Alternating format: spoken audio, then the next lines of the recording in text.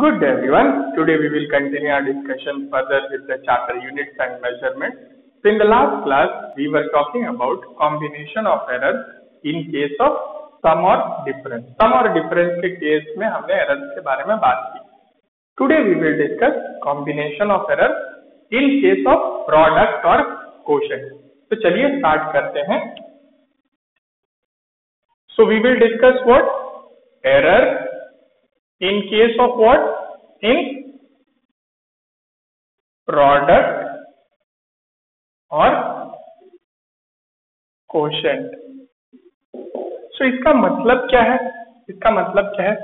Suppose there are two measured quantities. There are two measured quantities and they are having some error in them. दो measured quantities हैं और उनमें कुछ error है दोनों में. And you are either multiplying those measured quantities or dividing those measured quantities. मतलब आप उन measured quantities का या तो product find करने की कोशिश कर रहे हैं या तो quotient find करने की कोशिश कर रहे हैं. तो जो result आपको मिलेगा उसमें भी कुछ error होगा, क्यों? क्योंकि जो quantities जिनका product ले रहे हैं या quotient ले रहे हैं उनमें पहले से ही कुछ error है. सो रिजल्ट में कितना एरर होगा वही हम कैलकुलेट करने की कोशिश करेंगे जब दो मेजर्ड क्वांटिटीज का प्रोडक्ट लिया जाएगा या कोशेंट लिया जाएगा और उन दोनों मेजर्ड क्वांटिटीज में पहले से ही कुछ एरर होगा. ठीक है. सो हम यहाँ रिजल्ट में रिलेटिव एरर कैलकुलेट करेंगे. We will calculate relative error in result. So relative error in result is what? is the sum of relative error in the individual measured quantities जब आप उनका प्रोडक्ट या quotient लेते हैं. मतलब let us try to understand it with the help of an example. एक example से इस चीज को बहुत ही क्लियरली समझने की कोशिश करते हैं. Suppose there are two measured quantities A1 and B1. ठीक है. A1 और B1 दो मेजर्ड क्वांटिटीज हैं जिनमें पहले से ही कुछ एरर प्रेजेंट है. अब आप क्या कर रहे हैं? इन दोनों मेजर्ड क्वांटिटीज का प्रोडक्ट ले रहे हैं.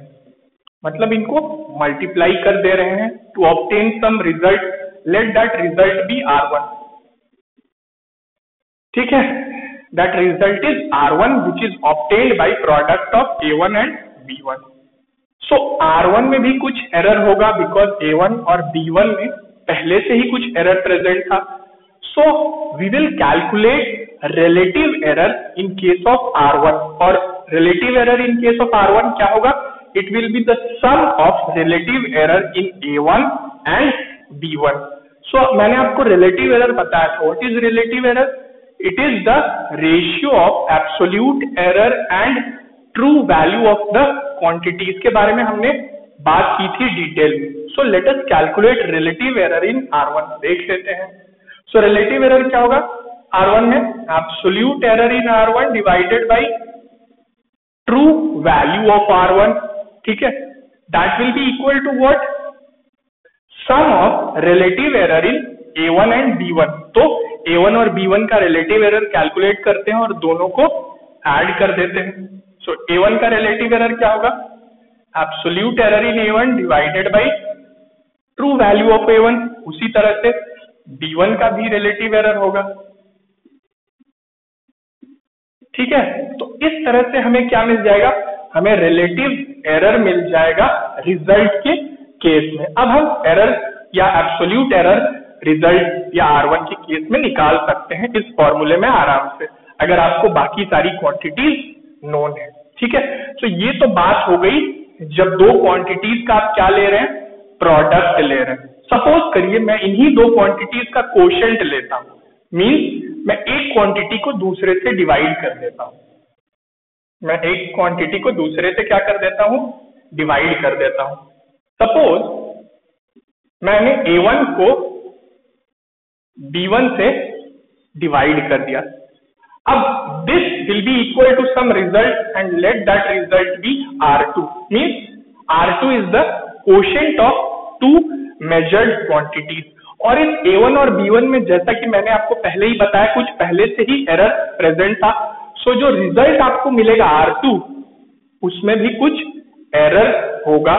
सो हम क्या कैलकुलेट करेंगे, हम रिलेटिव एरर कैलकुलेट करेंगे इन केस ऑफ R2, और यहाँ भी जो रिलेटिव एरर होगा that will be the sum of relative error in the individual measured quantities, that is the sum of relative error in A1 and B1। So let us calculate the relative error in R2 में relative error calculate करते हैं। तो relative error क्या होगा, absolute error in R2 divided by R2 होगा भाई।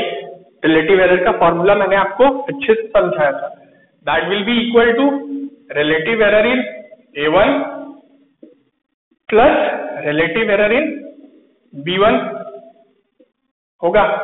अब आप एक चीज नोटिस कीजिए, चाहे आपने प्रोडक्ट लिया दो मेजर्ड क्वांटिटीज का, चाहे उनका कोशेंट कंसीडर किया, ठीक है, चाहे प्रोडक्ट कंसीडर किया चाहे कोशेंट कंसीडर किया, जो रिजल्ट में एरर निकालने का तरीका है दैट इज सेम। आप देख सकते हैं दोनों ही केस में सेम है। आपने क्या काम किया, आपने बस इंडिविजुअल क्वांटिटीज का रिलेटिव एरर ऐड कर दिया and that will be equal to the relative error in the result. So इस चीज को याद रखिएगा, बड़ा ही आसान सा टॉपिक है लेकिन बड़ा ही स्कोरिंग होता है अगर आपसे पूछा जाता है एग्जामिनेशन पॉइंट ऑफ व्यू से, ठीक है। सो एक छोटा सा क्वेश्चन डिस्कस कर लेते हैं ताकि आपको इसका यूज अच्छे से समझ में आ सके, ठीक है। सो let us discuss a small question. आपने बचपन में रेजिस्टेंस कैलकुलेट किया होगा, क्या है रेजिस्टेंस। सो रेजिस्टेंस कैलकुलेट करने के लिए आपको क्या क्या चीजें प्रोवाइडेड रहती थी, अब मैं इसको पूरा रफ कर दे रहा हूं ताकि पूरा स्पेस हम यूज कर सके, ठीक है। सो रेजिस्टेंस कैलकुलेट करने के लिए आपको क्या क्या चीजें चाहिए होती हैं, वोल्टेज और करंट। किया है ना भाई, रेजिस्टेंस कैलकुलेट किया है बचपन में। सो मैं आपको वोल्टेज और करंट दोनों की वैल्यूज दे रहा हूं और आप मुझे रेजिस्टेंस कैलकुलेट करके बताइए। सो वोल्टेज की जो मैंने वैल्यू आपको दी दैट इज 100 प्लस और माइनस 5 वोल्ट, और करंट की जो मैंने वैल्यू आपको दी दैट इज 10 प्लस और माइनस 0.2 एम्पियर, ठीक है।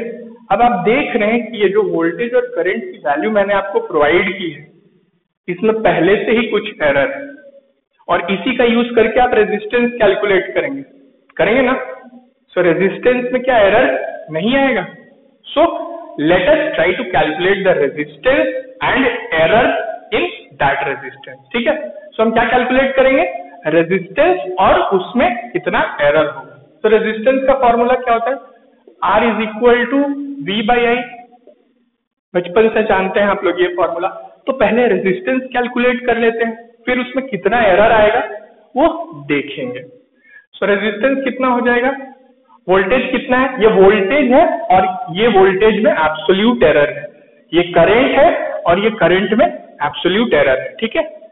सो याद रखिएगा ये चीजें। सो रेजिस्टेंस कितना आएगा, voltage by current. So 100 by what 10 होगा, तो कितना आएगा 10 ओम आएगा, 10 ओम आएगा रेजिस्टेंस, ठीक है। ये तो रेजिस्टेंस आ गया, लेकिन अब इसमें एरर भी आ जाएगा।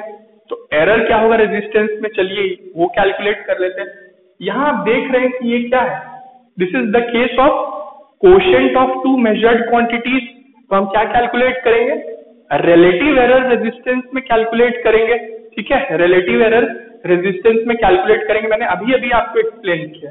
सो चलिए कर लेते हैं रिलेटिव एरर रेजिस्टेंस में calculate. So relative error in resistance will be what, absolute error in resistance divided by true value of resistance is equal to what, relative error in voltage plus relative error in current होगा भाई, होगा।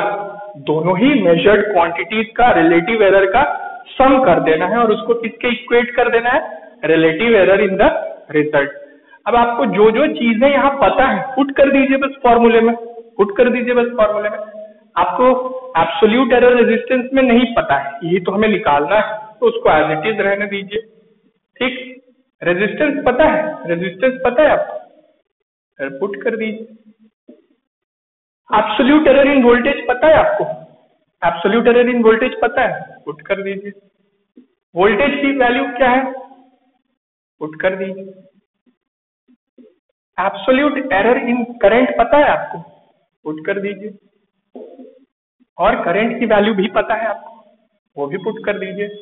ठीक है, अब इसको simplify करना है हमें, बस इसको सिंप्लीफाई करना है। क्या करेंगे? क्या करेंगे बताइए? बहुत आसान सा मैथमेटिकल सिंप्लीफिकेशन है। इस डेसिमल प्लेस को यहाँ से हटा दीजिए, तो ये क्या हो जाएगा? 2/100। सो क्या कह सकते हैं हम? Delta R by R 10 that is absolute error in resistance by 10 is equal to what? 7/100 होगा भाई। ऐड करेंगे इसको, 7/100 आएगा? आएगा। So absolute error in resistance कितना हो जाएगा? एब्सोल्यूट एरर इन रेजिस्टेंस कितना हो जाएगा? 7 डिवाइडेड बाई 100 इंटू 10 होगा? होगा। So that will be equal to what? 0.7 ohm आएगा। सो आपको रेजिस्टेंस की वैल्यू पता है और उसमें एरर पता चल गया, तो आप रिजल्ट रिपोर्ट नहीं कर देंगे। सो फाइनल रिजल्ट क्या होगा मुझे बताइए? फाइनल रेजिस्टेंस की वैल्यू क्या रिपोर्ट करेंगे हम? Resistance will be what? Will be 10 plus और माइनस 0.7 क्या? ओम। ठीक है, सो ये हमने रेजिस्टेंस रिपोर्ट किया along with the error. So kindly go through this topic from the textbook. एक बार पढ़ लीजिएगा, बहुत ही आसान टॉपिक है। कुछ क्वेश्चंस भी देख लीजिएगा, बहुत आसान क्वेश्चंस आते हैं इस टॉपिक से।